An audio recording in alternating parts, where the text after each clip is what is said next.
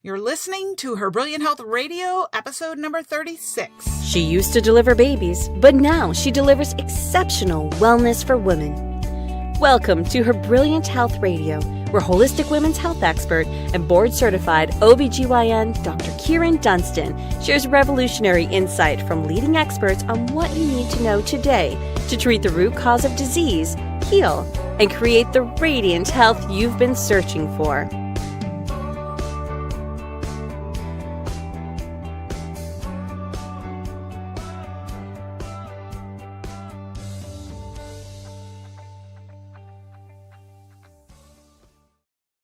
This episode of Her Brilliant Health Radio is brought to you by the Cheyne Shake, Energizing, Detoxifying, Balancing Shake, your 18-gram protein, low-carb breakfast meal replacement shake.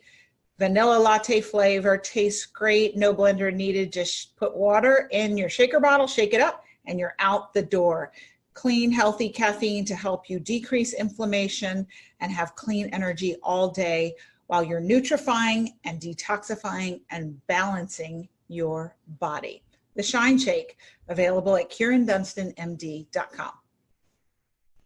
Hey everybody, welcome to another episode of Her Brilliant Health Radio. So glad that you could join me today. Today my guest is Dr. Susanne Bennett. She has a wonderful new book out I'm excited to tell you about. It's the latest craze in dieting that's thousands of years old. You'll want to know about this one because instead of a deprivation diet where you take things away, it actually adds things in and helps you lose weight. Let me tell you a little bit about my friend, Dr. Susanne Bennett. Dr. Susanne Bennett is a holistic chiropractic physician with over 30 years of clinical experience and advanced studies specializing in allergies, gut and autoimmune disorders, environmental and longevity medicine. Utilizing integrative and functional medicine, Dr. Susanne collaborates with patients of all ages to gently and safely care for a wide range of illnesses, incorporating Eastern and Western modalities, as well as orthomolecular nutrients and detoxification formulations into her treatment plans.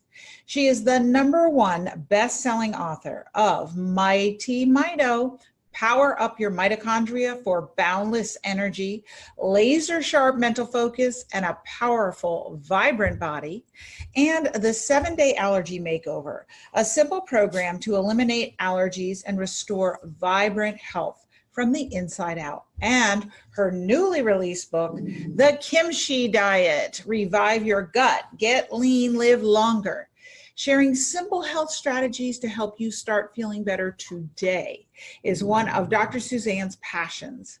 And she's the dedicated talk show host of Wellness for Life on Radio MD and iHeartRadio. As a mentor and lecturer, Dr. Susanne frequently speaks to professional and consumer audiences globally on women's leadership and health and wellness strategies. Her work has been featured in numerous television outlets and publications, including ABC Family Channel, Fox News, Extra NBC, Good Day LA, Marie Claire, First for Women, Women's World Magazine, Women's Health, and OK Magazine. Please welcome Dr. Susanne Bennett. Hello, Kyrin, Dr. Kyrin. I'm so happy to be here and to be able to talk to you about all the fun things that we're going to do today about health and wellness and how to power up your body. Yes, and we're going to start right there because lots of people have low energy, women in particular. We really go, do, and then we suffer. And so one of the things that I want you to talk about is mitochondria. There's so much information out now about mitochondria, and people hear about it. They might not know what mitochondria are, how it's associated with modern disease, and what got you interested in that? And then let's talk about it. Well, these mitochondria, we probably all learned about mitochondria in 8th grade, right? Biology. And we learned about these little organelles that sit inside each cell of our body that produce energy, ATP, which is the currency of the mitochondria, meaning that's what our body runs on. Our body runs on energy, and it's called adenosine triphosphate, ATP. So we've got thousands, millions, I should say trillions of these mitochondria in our cells. And some cells have a lot more than others. For instance, our muscles, our heart, our brain, our eyes, these are all that's constantly working all day long, every moment of the day. So we've got a lot more mitochondria because they need energy, right? The thing about mitochondria is that it works with your metabolism. And what I mean by that is that mitochondria, its biggest role is to optimize your metabolism, the rate of you burning fuel. So what it does is mitochondria takes food and air, puts it together, whatever we eat and the air that we breathe, and then it produces energy. And that is what is the process of metabolism. So many of us suffer from metabolic issues. We're fatigued, we've got brain fog, we can't think straight, we can't sleep really well, we've got digestive issues, we are complaining of aches and pains and all that, you know? And for me, it was actually a traumatic brain and neck injury that I incurred in, I was 48 years old, which is 9 years ago. Wow. That's when I had the most severe injury I've ever had.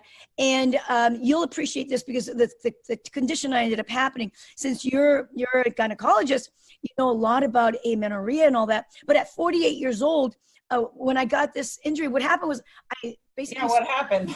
Yeah, it was crazy. I stood up into an open upper refrigerator door. My freezer door was open. I didn't know, you know, I was getting something to pick up an ice pack that fell down and it swung back around and boom, I literally stood up straight into this open door. My head and neck went into this accordion.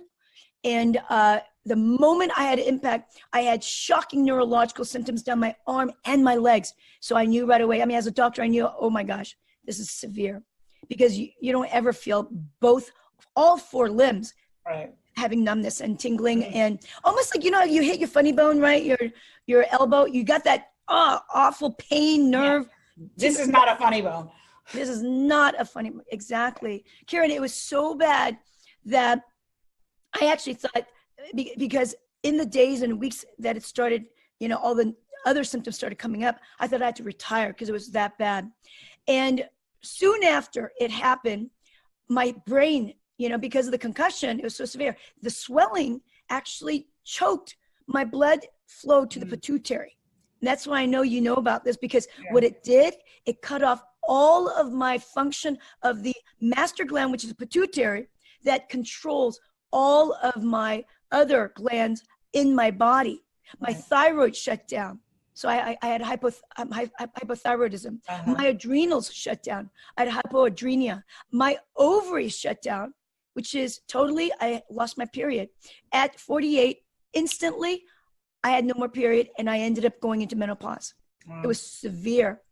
So with all this being said, as a doctor, I'm trying to save myself, because I'm starting to see all the repercussions of not having energy because the thyroid's gone. My adrenals are slow and I can't even get up. And I had, you know, all kinds of symptoms, like I was dizzy, I was peeing all the time, because your adrenals are important for keeping the water insides for water metabolism. There's a hormone called aldosterone in the adrenal glands that is produced, and it helps you with that. Of course, cortisol is gone because I had adrenal insufficiency. So all of these symptoms started happening, and then I started losing.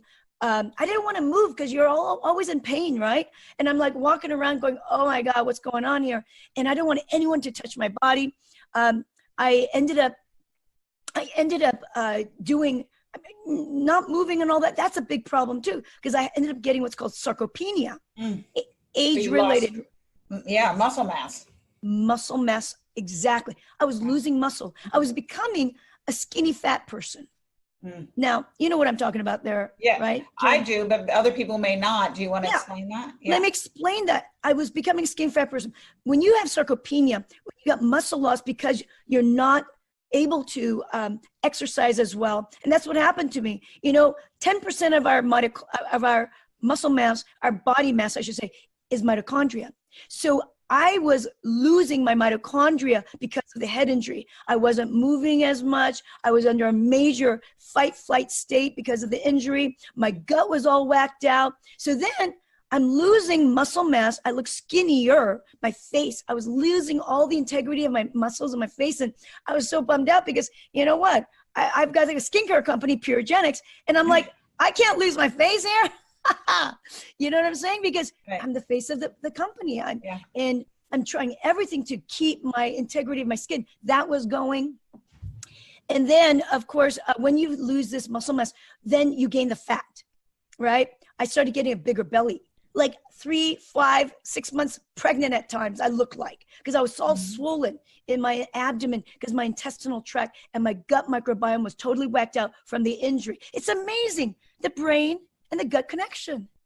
You have a brain injury, but your gut is whacking out. Your gut is not working the same way anymore, right? So what ended up happening is I became a skinny fat person. I'm gaining weight around my waist. And let me tell you, I'm someone that's really, really neutral in the way. I don't gain weight. I don't lose weight. I'm pretty much even from like I was even in my college years. I don't change much of my, I shouldn't say college, after college. College, I had that college freshman 10, you know? Yeah. But you know what I'm saying? My majority of my adult life, I really didn't change unless I was pregnant. But until I got pregnant. But other than that, so that's what I mean. I became a skinny fat person. Everything was whacked out. And, you know, ultimately what I ended up doing was I found out that I just got to dig deeper into my mitochondria. And I found that my mitochondria was shot throughout my body. And I learned on how to reboot them. And by rebooting it, I got all my functions back, my energy, my brain, because I was losing my memory like crazy. I couldn't sleep. I'd say the sleep part is the most difficult one. And I would say that and I never got my period back. My amenorrhea, my menopause just continued to go. So how did you know that you had a mitochondrial problem? I mean, the endocrine symptoms when you have pituitary shutdown are pretty dramatic. Yeah. But how did you know, and how might somebody listening who's thinking, oh, I wonder if I have mitochondrial problems, how did you know and how might they know? Right. The symptoms are clear cut. The biggest symptom, like we all deal with around the world globally, is fatigue. You know, I had severe fatigue. I had other problems, but if you just basically, you're working, you're a mom, you're someone who's doing all kinds of fun things, but also you get tired easy at the end of the day, or you get tired after a meal, or you're finding like you go into a store and you get fatigued. All of these things cause mitochondrial dysfunction. So what the food that you're eating, the environment that you're in, stressors that you're dealing with, they all cause fatigue. And that means your mitochondria are not working. There's impairment in the mitochondria. And a mitochondria needs oxygen and fuel to produce energy. But sometimes the toxicity that you're dealing with, like I said, the environment, maybe you're drinking water that's just loaded with chlorine because you like tap water. And that's the only source of water you've been drinking for 40 years. All of those chemicals that you're exposed to are disruptors, mitochondrial disruptors. What else? You're fatigued, your muscles, and you're weak. You're physical. You're fatigued in the brain, but you could also be fatigued in your body. You're muscle fatigued, and you don't want to do anything. You're basically a couch potato, and you end up wanting to just sit there and veg out. That are some of the symptoms. Also pain and soreness. You get really sore in your body because you're not recovering. You've heard of lactic acid buildup, right, Kyrin, of course? Lactic acid buildup is from the fact that you're not using oxygen to produce energy. You become anaerobic, and anaerobic means no oxygenation. And that type of metabolism is short-lived. We don't have endurance with that. That's why when you run, you know, like a little race and it's like a 100-yard dash, you're pooped.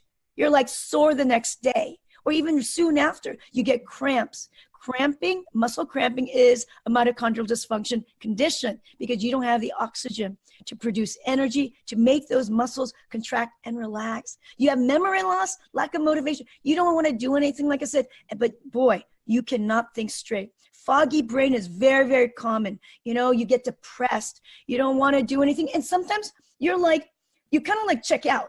You know, we've done this many, many times. If you're like an overwhelm and you're fatigued, we have a tendency when we're in conversation, we kind of like check out and they're like, hey, where are you? Right? And then our mood changes. Yeah. Mood change. We get irritable.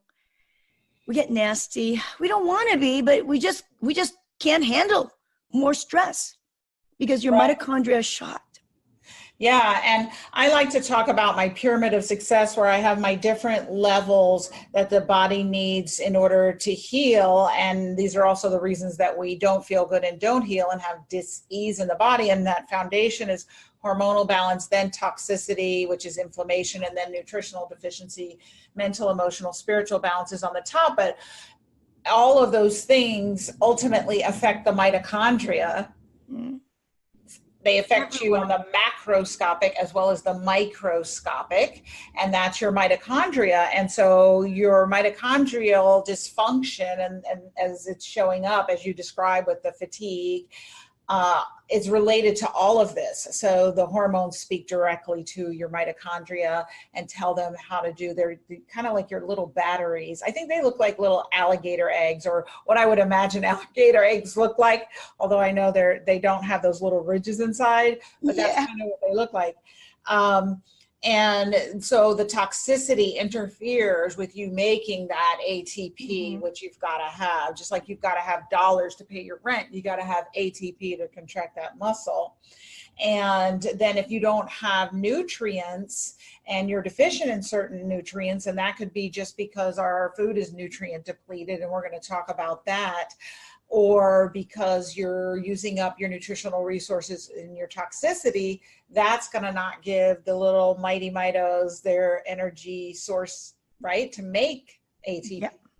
So I'm trying to want everyone to understand that exactly what you're talking about is on the microscopic. I usually talk about the macroscopic, but I love that we're getting down to the nitty gritty on a cellular level, what this looks like and what happens. So thank you for that. Absolutely. So you know what, you're absolutely right. This is at the cellular level, but what I would love everyone to remember is that what you want to do is you want to protect your mitochondria. So the environment that you're in, the stressors that you're dealing with, the food that you're eating, all of that, think about, oh, am I feeding my mitochondria? Am I feeding my mighty mitos? Am I being good to them? Because our mighty mitos are really the crux of the problem of all diseases, whether you've got diabetes, heart disease, blood pressure issues, headache issues, migraines, excuse me, autoimmune diseases, cancer even.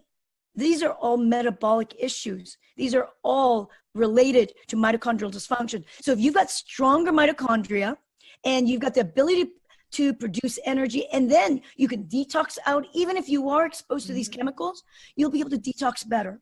Your cells will live longer.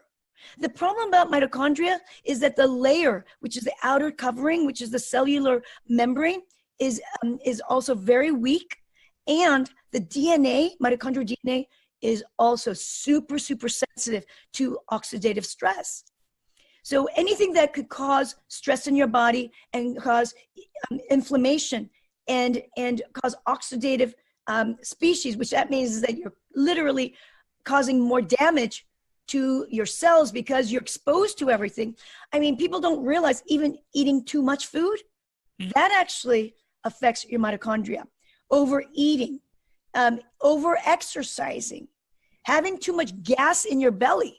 Did you know that gas, that can cause mitochondrial dysfunction?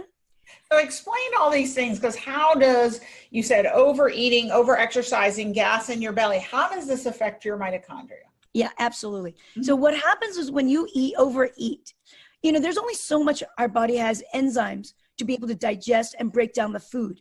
Right. And that's part of the reason why I tell everyone, you got to chew your food really well, because we need help inside the gut. If you break it down already in the mouth through mastication, then going down into your stomach and small intestine, it'll be a lot easier for you to digest. And breaking down and digestion is key to optimization of getting all the nutrients to feed your cells, to rejuvenate, to heal your body if you've been under a lot of exercise, strain, whatever, and which all happens, of course, during our sleep.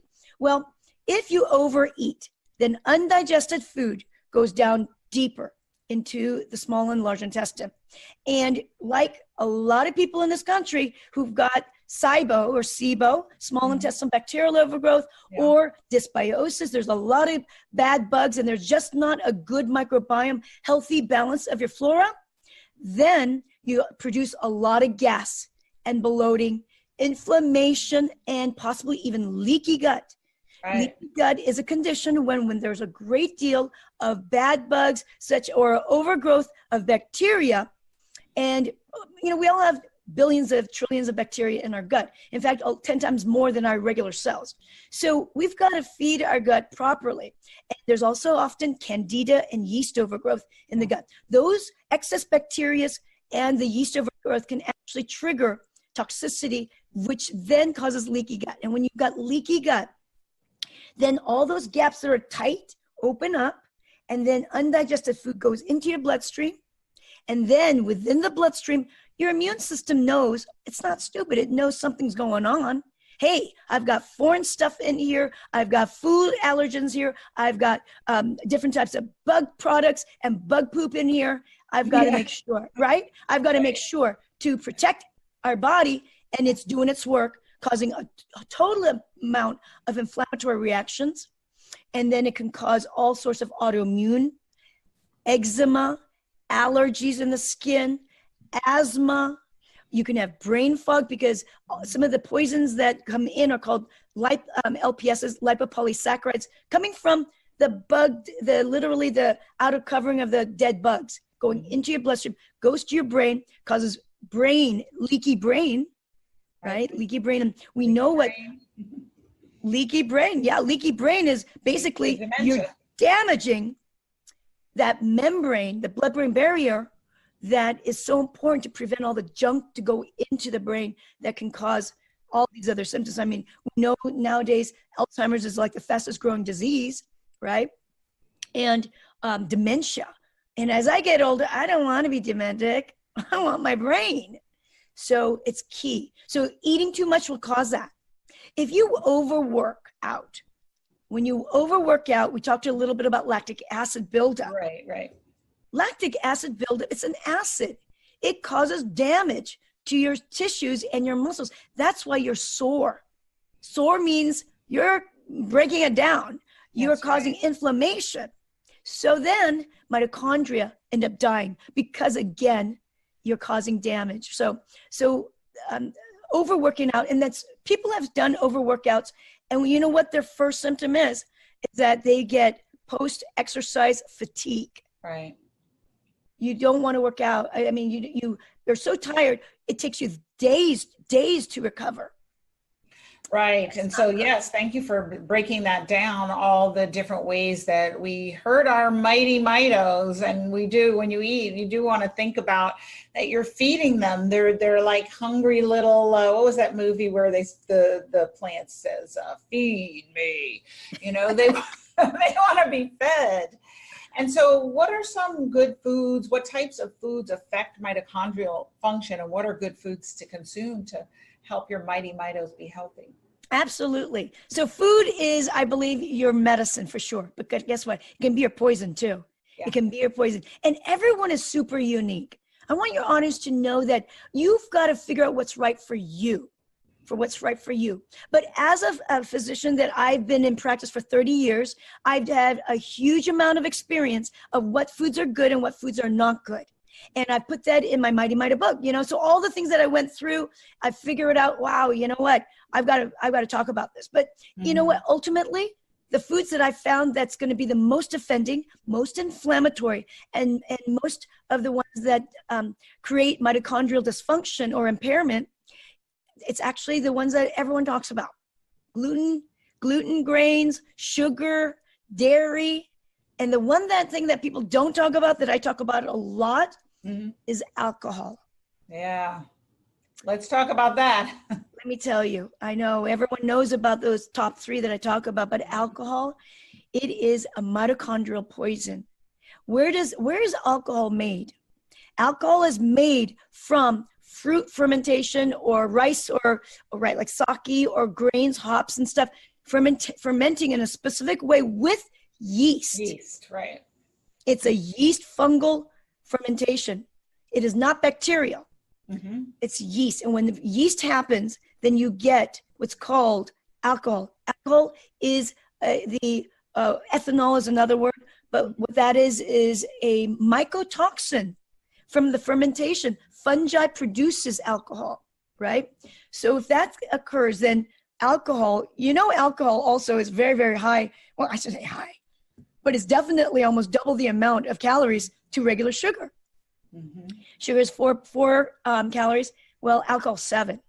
So not only do you pump up more sugar into your body, because alcohol is a sugar, but you're also pumping in toxins, and that alcohol is the fastest way to disrupt your gut lining.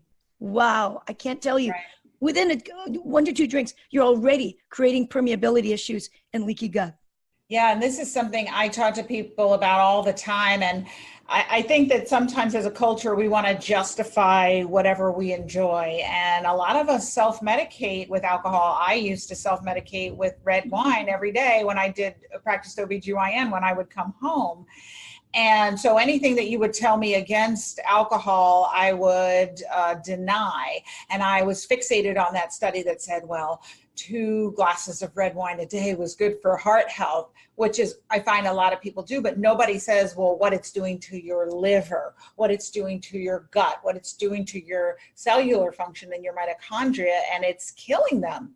And so you really cannot be optimally healthy and drink every single day.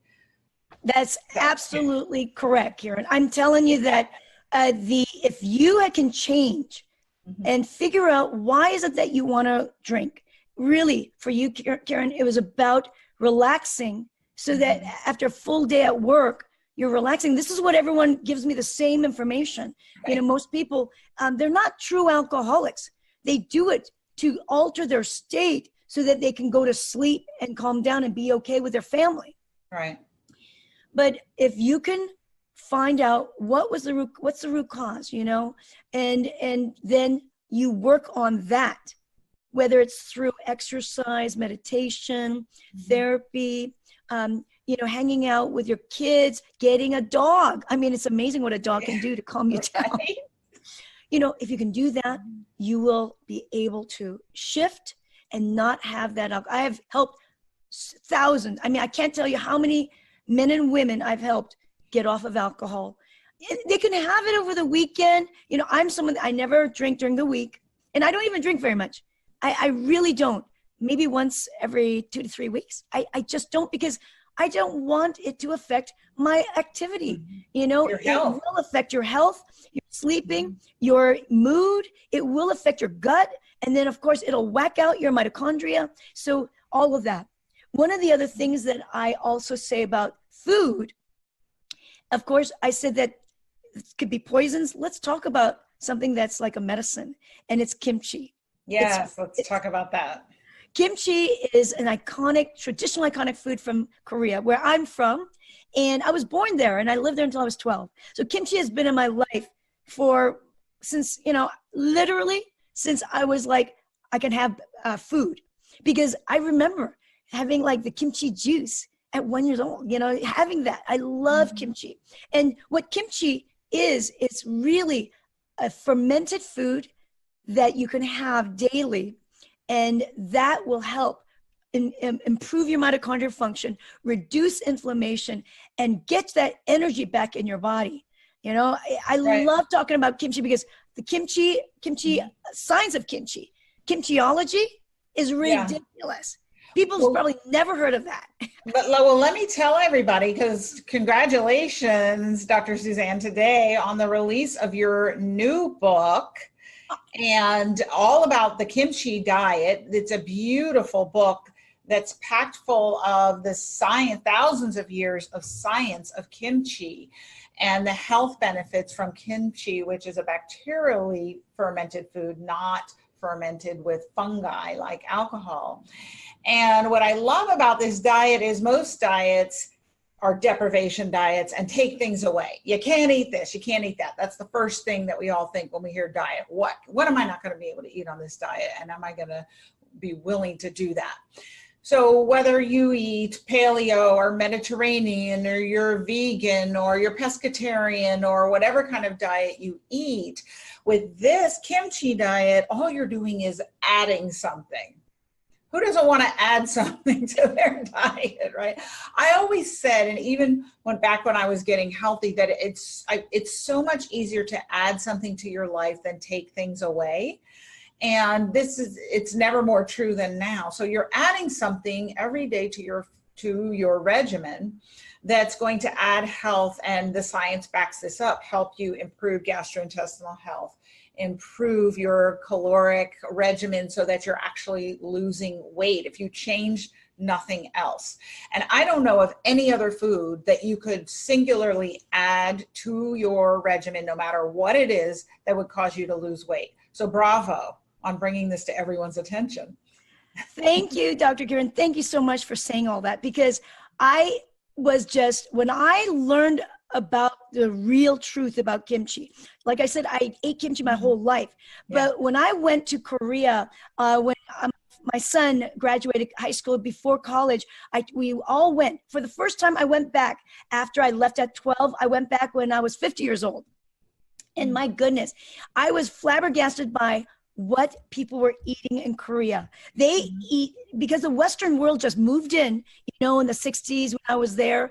And that was after the Korean War and all that. Then slowly but surely, everything that we've got on our block here at our corner, the McDonald's, the Subways, I'm talking about everything, Burger King, pizza parlors, every one of them are in the cities in Korea.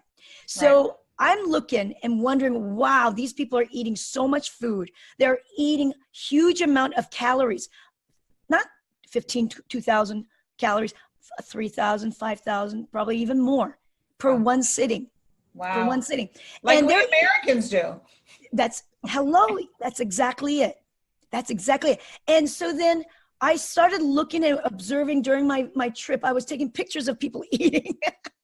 Videos of people eating, because I just couldn't believe it. And I found out something that was super unique at the end of the vacation time, was that everyone had kimchi. Everyone was eating kimchi next to that, putting kimchi on the pizza, in their tacos, in their burgers. All of this, kimchi was always there.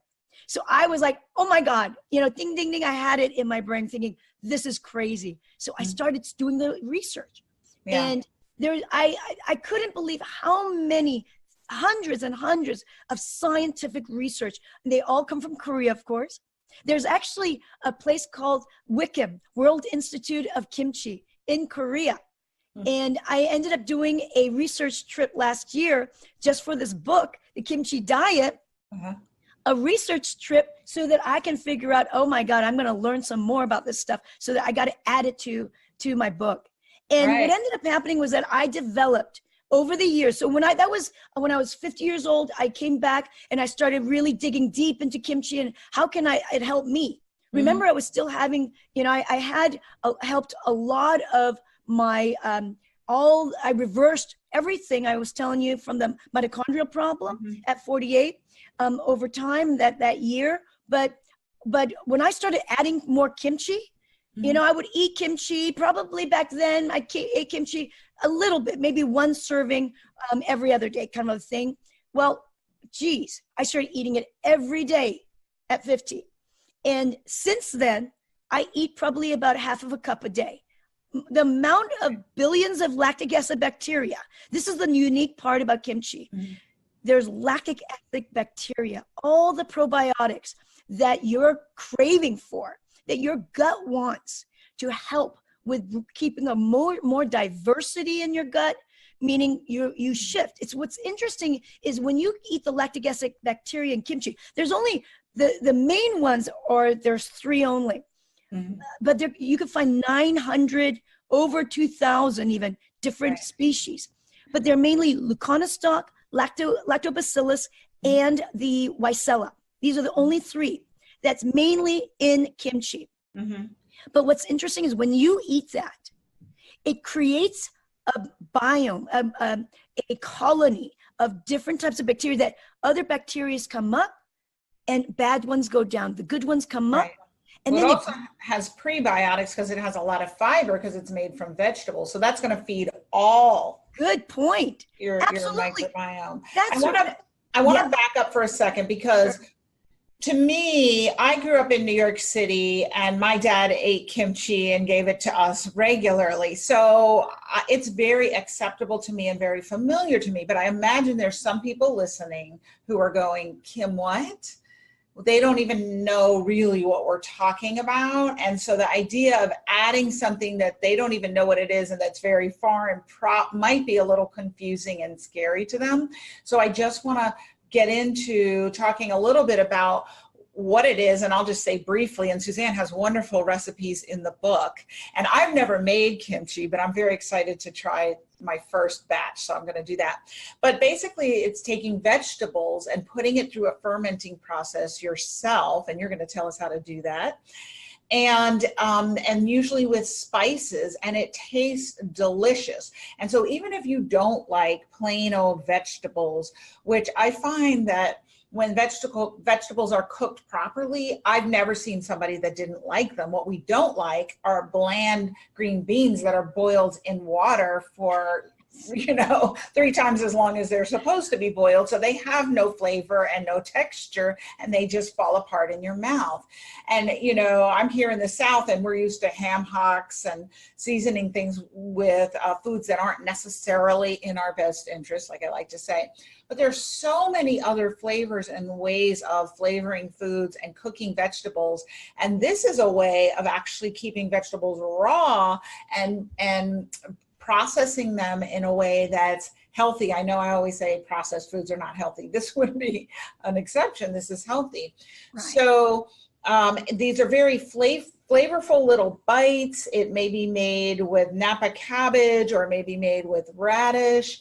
And it generally has some type of a red sauce on it that's very flavorful, and you can adjust the spiciness to your own taste. But I love it, and find that when I've introduced people to it, they love it too. So I just wanted to give everyone kind of a context of what we're talking about exactly. It's pretty simple. Some people will call cultured vegetables. Have you heard it called that? Oh, of course. Cultured vegetables, unpasteurized vegetables, raw, it's on the bottle, it's called raw. And then there's also, it's always found in the refrigerated section. Yeah, you found sauerkraut. Now, sauerkraut is the European version of kimchi. But you found sauerkraut in the bottle in the middle of the aisle. It's not refrigerated, which means it's been pasteurized, and there's no value of the bacteria. But when it's either kimchi or any forms of fermented foods, there's many, many different kinds. And I'm talking about there's yogurts and kefirs and sauerkrauts and all that. But I am finding the superfood out of all of them that has the huge amount of power is in kimchi because of what it is. You mentioned so well about prebiotics, and there's antioxidants. So kimchi is a way of making it. I tell everyone, if I can get you to, if you have sea salt, garlic, ginger, and then the vegetable that you want to brine, and I'm talking about everyone in the world. It's not just about here in America. You can be in the jungles in the South American Amazon, and you find me a vegetable, but you've got those 3 other ingredients, I'll be able to help you make kimchi. The other ingredients we talked about, which you said, the redness, it's actually red pepper powder, but that's not found everywhere, you know, but you don't need to. You can have what's called non-spicy or white kimchi. You don't have to. Like I said, those other 3 ingredients, including the brine vegetable, and brining is just a way of salting and let it sit there for a certain amount of time, because what does brining do? What does brining do? It kills the bad bacteria, fungi, viruses, and then it allows the lactic acid bacteria to grow.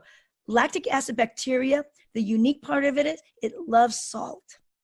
And salting and brining is gold. It's key to making your kimchi properly. And same thing with sauerkraut or some other vegetable that you want to can. There's a difference though, canning and preserving. I shouldn't say canning. Canning and preserving, you actually do it with cooked vegetables. Right. That means you kill off all the bugs.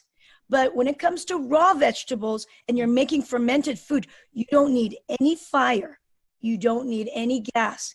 You don't need any type of electricity to make kimchi.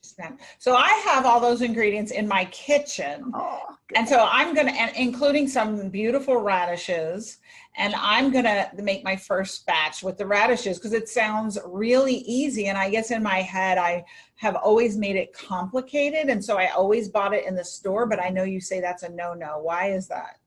Well, the reason why I recommend people to do it, in the book is because I want you to make your own kimchi for yourself so that you don't have chemicals, MSG, sugar in it, excess amounts of even water. You can, if you use purified water, it's healthier for you than the tap water because tap water has chlorine in it, and chlorine can kill bugs. We don't want to, ruin the process of lactic acid bacteria growth. So kimchi is super, super easy. As long as you understand the brining takes a little bit longer for you to brine, only because you got to let it sit there. You just salt the veggie and let it sit there, cover it up for an hour, 2 hours, sometimes 3 to 4, depending on type of vegetable that you're going to brine. Like radish, that you said your radish. Radish is hard, right? The idea is to brine it so that the juices of the vegetable come out. And when the juices, I'm talking about the water. Right, the water comes out. Water comes out. So then the actual radish, it takes time because it's kind of a hard vegetable. The harder the vegetable, the slower it is to get the water out. And then, of course, you get a crunchiness. It's so crunchy, and how do I say? It's the texture changes when you are brining. And then after you brine, all you do in my recipe, I just give you these are the ingredients. Just prepare that. And then there's 4 steps to making kimchi. Brining, we just talked about. You just prepare the veggies and get all your ingredients together and make a paste. And then number 3, you add it to the brined vegetable. That's it. You just add it and mix it. And then 4, you put it in a glass container. That's all you need. You can use mayonnaise jars, mayo jars. I repurpose all my jars. I have so much because I make a lot. I have a kimchi refrigerator in my garage. A special kimchi refrigerator. I love it. I have about 20 different kimchis in there right now in different phases. And how long does it take then to make it? So when you're preparing, so you got the couple of hours, let's say, to brine, and you're preparing the preparation. I can do it in 15 minutes. Right. But then how many days until? Oh, I see. Sorry, the fermentation. Yeah. So once you have it, every kimchi, depending on the type, you can ferment it at different times. And I'm someone that always tries it before I eat it, like before I put it in the bottle. And then one day, 24 hours a day later, you try it. Because you want to know, do I need more time outside? By the way, you need to ferment it in room temperature. We all live in different places in the world, in different temperatures. So different temperatures means it's going to ferment slower or faster. When it's really hot in the summer, wow, it may be 24 hours is plenty. In the wintertime, you may need 48 hours. Some type of kimchi, like radish kimchi, like you might need 72 hours. It all depends on temperature, the amount of fermentation, the amount of brining, the type of vegetable you've got, how much have you salted. Some people don't want to salt it as much. I like salty kimchi, but some people don't want. So then if you don't salt it enough, it would actually become fermented faster. And now for everyone listening, we're not talking about table salt that's sodium and bleached and has toxins in it, and it's sodium and hypertensives need to stay away from. We're talking about sea salt, which is potassium, which hypertensives actually are typically deficient in, contrary to popular belief, and need more of.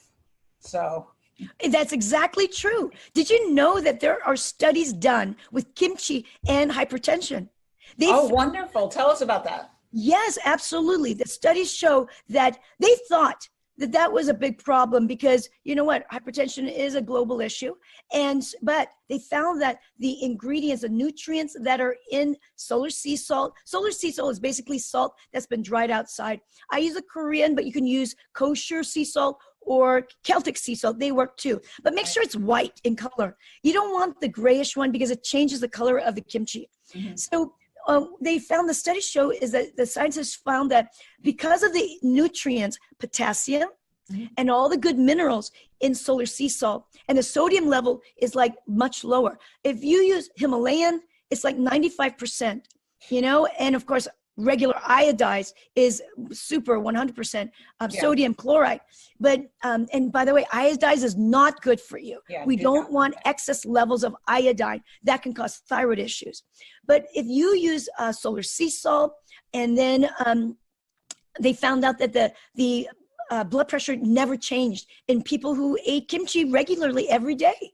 The hypertension was not a stimulator or trigger for higher levels of diastolic or systolic blood pressure. You know what?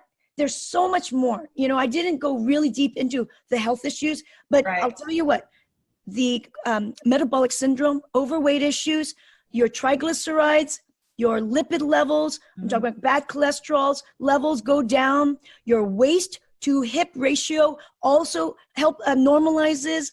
You change that microbiome from a fat person to a skinny person. That's the crazy thing. The firmicutes, bacteroides, the ratio changes, and you end up becoming, your stool becomes skinnier, you know, skinny person's stool. And skinny person's stool. But then you get a skinny body.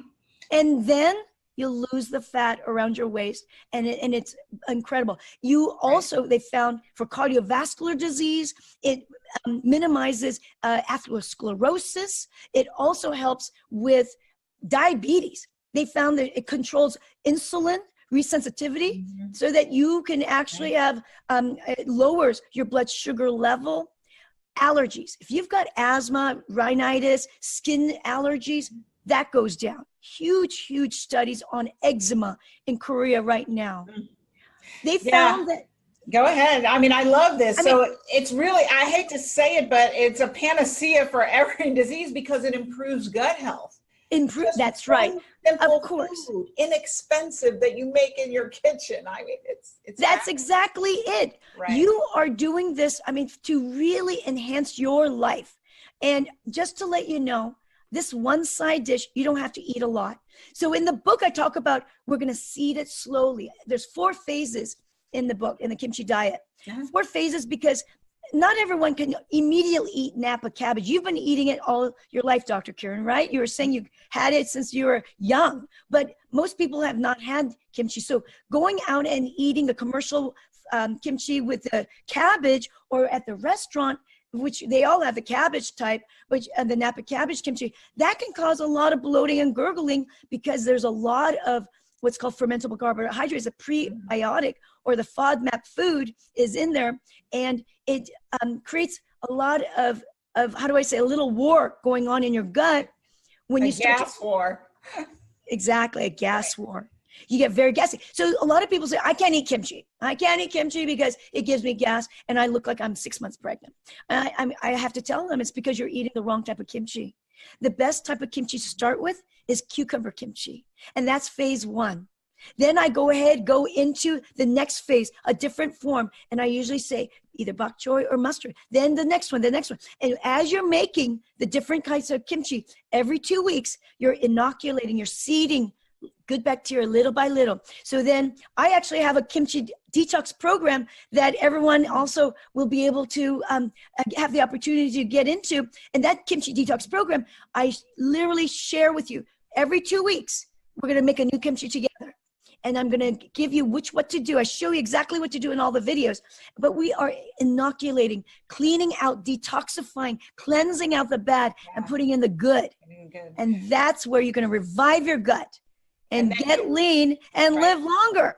And reviving your gut, it's the center of your body physically. It's the center of your health, literally, figuratively. And so, Dr. Susanne, I'm so excited about the Kimchi Diet. We're going to have a link in the show notes where people can go right away and get their copy. You definitely want to get this if you're listening, because whatever phase of health you're in whatever type of diet you are eating, as we said before, this is a simple addition, simple, low cost addition to your diet that will improve your health dramatically. And as you heard her laying out all the studies that have shown the health benefits, she has even more in the book. That's one of the reasons why I was so impressed with this work. So it's definitely something that you want to do. And she is going to be having a guided detox program also, if you're interested in that. And will you have more information on that on your website also, or in the book? Oh, so with the detox, when you go ahead and get the book online, you're going to find that it's going to go to the thank you page where I'm going to offer you, and this is the only time I'll offer you, the detox program. And there in the detox program, I'm going to give you, it's an 8-week program, and every, you get all sorts of all the videos on how to make my recipes, but also all the tips and tricks that I give you that I don't put in the book because I can't put everything in the book. Right. And all these tips and tricks. And also every 2 weeks, you get a live Q&A with me. You can ask any of your burning kimchi questions every 2 weeks. So I answer it so that I hold your hand all the way through. And by the end of the 8 weeks that we are together, you will be a kimchi connoisseur. And you're going to change not only your life, but your children's life and even your future generations. Because when you change your microbiome in your gut and it becomes healthier, then for women, our vagina changes, right? Our microbiome. Or vagibiome. I call it the vagibiome. There you go. I love it. Your veggie. That's the first time I've ever heard this. I love that. Vagibiome. The vagibiome changes, Right. which then when you deliver your babe out of your birth canal and that first inoculation, that native flora that your baby is supposed to have, Yes. like not a vaccine. I'm talking about native flora. That's the first inoculation that's going to change their life because it will change the epigenetics and turn off the bad genes and turn on the good ones. Good genes. This is Great. this is genetically changing Yes. the future. So I will have the link to the book. You'll get more information there if you're interested in the detox and with the live Q&A and everything that Dr. Susanne has to offer. And I usually ask guests at this point, what would be the top 3 take action steps? But would it be safe to say it's get the book and make some cucumber kimchi and then join the detox program? Yes. Oh, there's no doubt that, you know what, just take one step, which is read up on what kimchi can do for you. And then you can make it yourself. I mean, it's so easy. And once you do it once, everything's a no-brainer, and you don't even need to use my recipes 100%. You can add whatever you want. I know you're going to make a big difference. And if you want to go deeper, of course, I'm going to be right there for you. I want you guys to do this. And my goal is to become the kimchi ambassador of the world. I want everyone to be able to make kimchi wherever you are, wherever you live. I love it. It's the kimchi revolution. Yes, Dr. Kyrin, and you're right there with me. I so appreciate you inviting me here. I appreciate you. And the name of the podcast is Her Brilliant Health Radio. I'd love it if you could share with everyone what you so embody. What is Absolutely. I sure will. Thank you. Thank you, Dr. Kyrin. What does Her Brilliant Health mean to you? Her Brilliant Health is really giving yourself a chance to know what you can do and grab the potential. Do everything you can to become the very best of who you are. We all have it. We all have it. We have all the resources, and you have it within you to be able to make that choice. It's all about action. Creating action is what creates brilliance in your life. Brilliant mind, brilliant body, a brilliant inside. Everything starts from action. And your first step, what you can do. Awesome. Thank you so much. Thank you for writing this book and for bringing this to the world. I really do think it's revolutionary. And I hope that everyone listening will start and try today simply with cucumber kimchi. Give yourself a 30-day challenge and just have some every day and watch what happens. It's pretty amazing stuff. So thank you so much, Dr. Susanne, for being with me, and thank you for this wonderful work. Thank you so much, Dr. Kyrin. Thank you for joining me for this episode of Her Brilliant Health Radio.